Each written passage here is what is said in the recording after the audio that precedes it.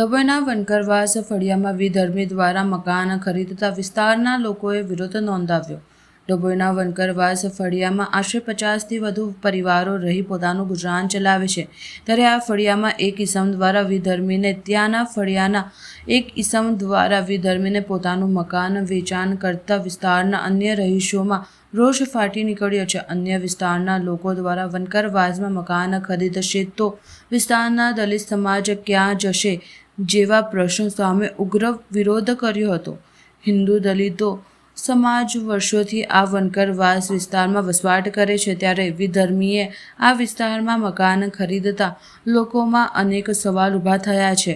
વર્ષોથી પોતાના રીત રિવાજ મુજબ લોકો તહેવાર ઉજવતા આવ્યા છે, ત્યારે અન્ય ધર્મના લોકો આ વિસ્તારમાં પ્રવેશ કરશે તો અમારા તહેવારોમાં પણ ખલેલ પડશે અને વિસ્તારની શાંતિ ડોકવાઈ જશે જેવા અનેક સવાલો મૂંઝવી રહ્યા છે। ત્યારે આજરોજ વનકરવાસ વિસ્તારના તમામ રહીશોને ખાસ કરીને મહિલાઓનો ઉગ્ર વિરોધ કરી ડભોઈ પ્રાંત અધિકારીને આવેદનપત્ર આપ્યું હતું અને સરકાર સમક્ષ રજૂઆત કરી હતી। ત્યારે વહેલી તકે સરકાર આ વિસ્તારના લોકોની સમસ્યાનું નિરાકરણ નહીં લાવે તો ઉગ્ર આંદોલનની ચીમકી ઉચ્ચારી હતી।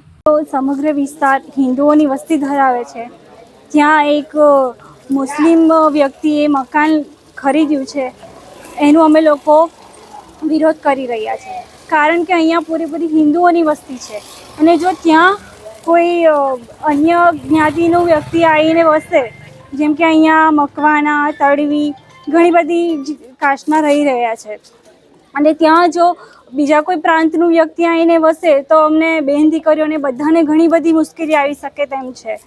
જેમ કે કોઈના પ્રસંગ હોય, સગાઈ હોય, મેરેજ હોય તો એવી પણ પરિસ્થિતિ આવી શકે છે કે ના પણ થાય, આગળ જતાં એવી પરિસ્થિતિ સર્જાઈ શકે છે કે એ લોકો અહીંયા આવીને વસે તો અમારી બહેન દીકરીઓના લગ્નોમાં અને પ્રસંગોમાં તકલીફો ઊભી થઈ શકે છે, ના થાય તો।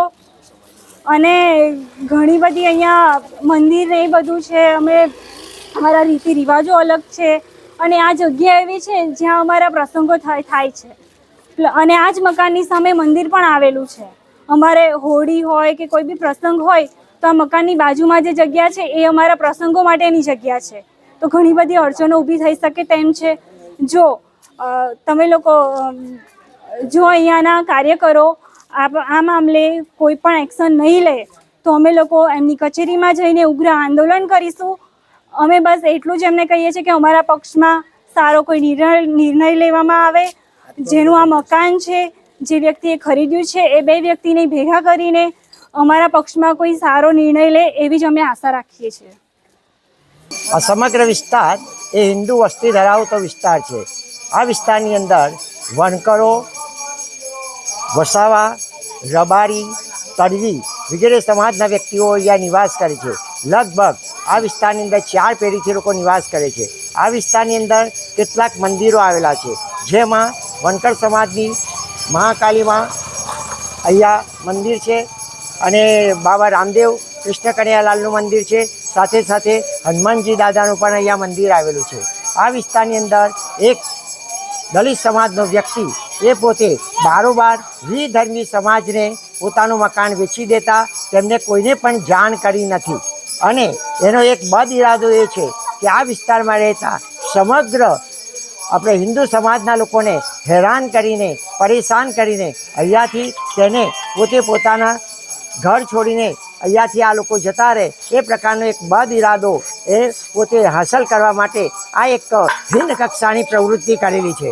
તો અમે આ માટે એસડીએમ સાહેબને પણ એક આવેદનપત્ર આપેલું છે। એસડીએમ સાહેબને લગભગ 20/2/25ના રોજ એટલે કે 2 મહિના પહેલાં આવેદનપત્ર આપેલું છે, પરંતુ તંત્રએ આના ઉપર આજ દિન સુધી કોઈ પ્રકારનું ધ્યાન રાખ્યું નથી। અમારે સાથે સાથે આ વિસ્તારના રહીશોની એક ઉગ્ર માંગ છે કે જે વિધર્મીને મકાન વેચાણ કર્યું છે એ બંને પાર્ટીને વેચાણ કરનારને અને રાખનારને આ બંને વ્યક્તિને બોલાવીને આ મકાન કોઈ એક હિન્દુ વ્યક્તિને વેચાણ આપે એવી એક અમારી ઉગ્ર માંગ છે।